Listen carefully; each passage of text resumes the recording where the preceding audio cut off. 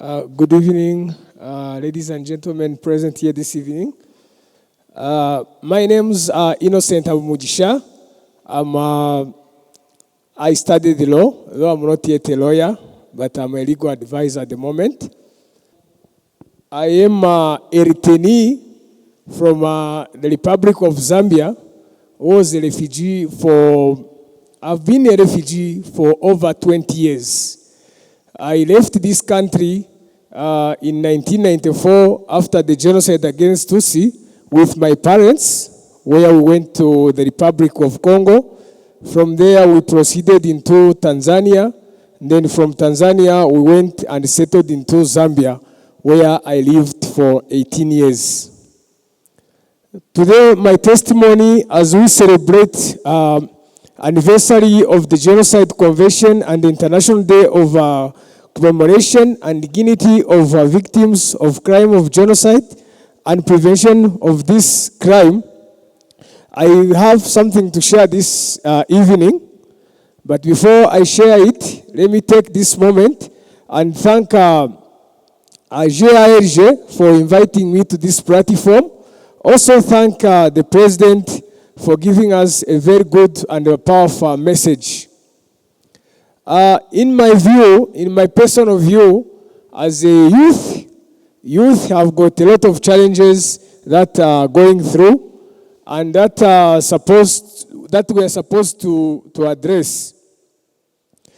Most of youths nowadays do, especially those youths living in diaspora. Those are the ones that I'm going to emphasize on so much.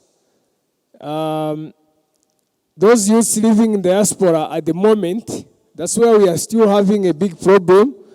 They are still genocide deniers. Most of them are still denying the genocide against Tutsi. And most of them also have a lot of genocide ideologies. We are going to have a look at these two items. Then we shall see also what can be done by state partners to this convention to prevent this the crime of genocide. Also to make sure that we have peace building. For those youths who are still in exile, those who are still refugees in different countries, still don't believe that there is peace in Rwanda because of the information that they get from their parents. They live in the wrong communities. They live in the wrong societies. You find that someone who was born after 1994, he doesn't even know Rwanda. He has never been to Rwanda, but he's the first one to be talking about the Rwandan history.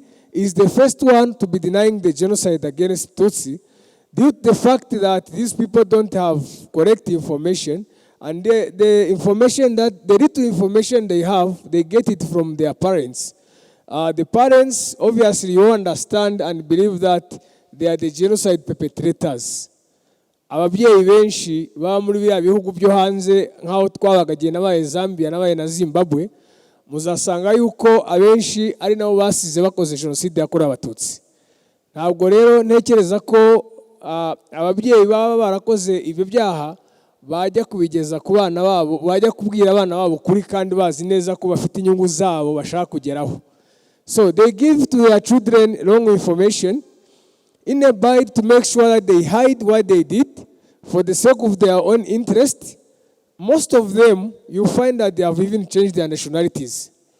In these countries where they are living, you find they are Burundis, others they are Congolese, for the sake of hiding their identifications. We used to live with them there. I'm a witness. I lived in a community of these people of Interahamwe. I lived with them for 18 years. So I know what I'm talking about. They don't believe and they don't give correct information. So to my fellow youths, it's not right and it's not fair to continue getting this information from wrong people and from the perpetrators of this crime. For us to prevent the crime of genocide, we have to get the right and the correct information. We must bear in mind that the people, our parents, our forefathers who are giving us the information about the genocide are part of it, are part of their perpetrators. I'll give you an example. My father was a burugumesitiri for Komine Maraba. Datumbyara yari burugumesitiri wa Komine Maraba mu gihe cya Genocide yakorwaga Abatutsi. Aho mvugira ahangaha yari ku bantu yarakatiwe burundu kubera icyaha cya Genocide. Ariko yewe nahisemo kwitandukanya nawe cyangwa n'abandi, ndababwira nti genda cyari mutoya. Impamvu nshaka gusubira mu gihugu cyanjye nuko nzi neza ko ibyo mwamuvuga atari byo kandi ibyo mwasize mukoze atari byo. Buri muntu wese agomba kubihanirwa. Nafashe umwanzuro wo kuza mu gihugu cyanjye nabitekerejeho cyane, kuko nari nzi ko nta cyaha mfite. Mpageze amakuru ugiye nabwiwe nayo nabiboneye n'amaso yanjye, nasanze mu gihugu harahindutse cyane. Byaranshimishije, bimpesha n'ishema cyane cyane ko igihugu cyari cyarabohowe n'urubyiruko. Turabizi twese ko nta banga ririmo, igihugu cyari gifite ibibazo bikomeye cyane mbere ya 90, kiyoborwa n'abayobozi badashobotse kandi batagikunda. Urubyiruko rwari ruri mu bihugu mu buhungiro, harimo igihugu cy'Ubugande n'ibindi bihugu by'abaturanyi, rwafashe umwanzuro wo kuva mu byo bari barimo, maze bemera no gutanga ubuzima bwabo, bamwe buranahasigara kugira ngo bakibohore kibe igihugu cy'amahoro turimo uyu munsi. Nkikandagiyemo rero jyewe nkihagera, naje gusanga ari igihugu cy'amahoro kitemba amata n'ubuki. Nishimira ko urubyiruko ariko rwari rutegereje kuri iyo ntambwe twari tumaze gutera, maze mpitamo gusubira mu gihugu cya Zambia kujya kubigaragariza urundi rubyiruko ngo dutahe. Ahubwo aho magereye ahangaha urubyiruko ruhumve cyane, kuko haracyagaragaramo nanone za ngengabitekerezo za Genocide. Ahubwo aho magereye batangira kundwanya, bavuga yuko nabaye inkotanyi, bavuga yuko nabaye umugambanyi, bavuga yuko ndi kubatanga. Ababaza ni se ndabatanga kubera iki? Nimba ntacyo mwikekaho mwaretse tukagenda. Bati hoya, baturi kudushyira Kagame. Ntireka da, ntago ariko bimeze. Mu Rwanda nta mahoro, u Rwanda ruragendwa. Abanyarwanda bari kubana, babubakiye imidugudu, baraturanye mu midugudu, bararagizanya inka, baravomerana. Byose ni ubumwe bwacu twagejejweho na RPF. Ariko bo ntago bashaka kubyumva, ahubwo icyo bakoze kwari kujya gutanga ruswa. Bantangira ruswa, mbona abantu baraje 5 bafite imbunda, baramfata baranzirika, banyambika ibitambaro, banshyira mu ndege. Indege naje gushiduka i Kanombe hari Kigali, niho naviriyemo mu ndege, nsanga bangejeje mu Rwanda. So ibyo byose rero nibigaragaza ko nubwo bari abantu bakiri mu mahanga bagifite ibitekerezo bibi cyane n'ingengabitekerezo mbi, ariko ntabwo bigomba kuduca intege. Ku rubyiruko cyane cyane tugomba kubona ko bafite ibitekerezo bibi, batatwifuriza ibyiza, kuko byanga bikunda ni twebwe dufite u Rwanda rw'ejo hazaza, nitwe tuzarusigira abana bacu n'abuzukuru bacu. Tugomba kwitandukanya nabo, tukitandukanya n'abadushyiramo imitekerereze mibi, tukitandukanya n'abadushyiramo ibitekerezo bibi byo kuba twagumya gutekereza cyangwa gupfobya Genocide yakorewe Abatutsi. Genocide yabayeho kandi yabaye abantu bose bayireba. Nayo ni yarabyemeye.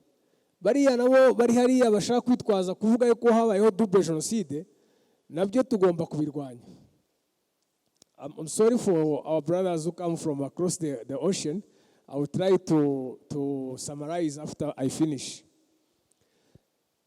Nuko rero igikurikiraho kindi ku bihugu bifitanye amasezerano ni Genocide Convention, nuko bazagumya bagakomeza amategeko mu rwego rwo kurwanya icyaha cya Genocide ndetse no kugikumira. Ariko nkatekereza ko wenda mu byo nasaba mu babishinzwe nimba baba bahari cyangwa bazadutumikira, ko muri kiriya cyaha cya cyber crime, icyaha gikorerwa mu ikoranabuhanga, hazongerwamo bimwe na bimwe bishamikiye kuri jenoside, ku cyaha cya jenoside, harimo gupfobya ndetse n'ingengabitekerezo yayo, genocide ideology, ku buryo n'umuntu yagikorera mu kindi gihugu, cyane cyane ko ababikora bari hanze, bajya babihanirwa kandi bakoresha imbuga nkoranyambaga bakazikoresha nabi, bakajya babihanirwa. Ku rubyiruko rw'igihugu cyacu rwose nababwira yuko turi mu murongo mwiza, na leta yacu iri mu murongo mwiza, ni leta y'umutwe twarabibonye. Rero ku rubyiruko dukomereze aho ngaho ugumya gukunda igihugu cyacu cyane, twima amatwi abashaka kudushuka cyangwa kudukoresha nabi, twirinda n'ibiyobyabwenge cyane cyane ko ari byo buririraho baduteza kugira ngo nitumara kubifata badukoresha ibyo bashaka, kugira ngo ejo hazaza hacu n'abana bacu n'abuzukuru bacu hazaba ari heza. Ku muryango mpuzamahanga wa ONU turabashimira cyane namwe, nubwo tubizi neza ko mutigeze mubasha kuza gukumira cyangwa guhagarika jenoside igihe ari gukorwa abatutsi, ariko tuzi neza ko nyuma yaho hari ibyo mwagiye mudufasha, cyane cyane nko kudufasha ko yemerwa no kudufasha gushakisha wenda bamwe na bamwe bayikoze, nubwo abenshi batari baboneka, ariko nabo twizera ko bazaboneka aho bari hose, bahindura amazina, bakwihisha hehe, igihe cyabo kizagera nabo bazaboneka babiryozwe, cyane cyane ko jenoside ari icyaha kidasaza. Niyo yaboneka nyuma y'imyaka 100, ntekereza ko azabibazwa. So as I summarize what I was saying, I was giving my experience as a former refugee in Zambia and how I was deported. I was living in a community of genocide perpetrators, and these people, most of them, never welcomed the idea of us coming to Rwanda as the Rwandan youths who wanted to be part of the good programs and the good government, the unity government of His Excellency, the President Paul Kagame. So they decided to forcibly or illegally deport us back into Rwanda, which was not a bad idea for us. We were happy to be back to our home country, and we were welcomed well. And I must mention that my arrival made me to go back to school. Hari icyo ntari nababwiye, ngeze no mu gihugu nabashije kugumya kwiga amashuri yanjye leta inyishyuriye, itarebeye cyangwa idacaguye aho mvuye cyangwa n'uwo ndiwe, bigaragaza ko n'ubundi ari sinye y'ubumwe. Leta yaranyishyuriye amashuri ndayiga, ubu tuvugana narangije masters muri International Economics and Business Law. Nabyo byose mbikesha leta y'ubumwe. I have to thank the government because even my return back home, they don't segregate. They don't, because you are a son of a genocide perpetrator, then they don't have to take you to school. No, they don't work like that. They take you back to school peacefully. So in my experience, I still believe that we still have people who deny genocide, people who deny the genocide against Tutsi, and people with genocide ideologies. So as we try by all means as youths to find the solution to prevent this crime, is to make sure that we avoid getting the information from wrong people, such as genocide perpetrators, most of them which are our parents, our uncles. We must also try to challenge them that what you are telling us is not right, but we choose what is right. I thank you everyone here. Thank you very much for your attention, and good evening.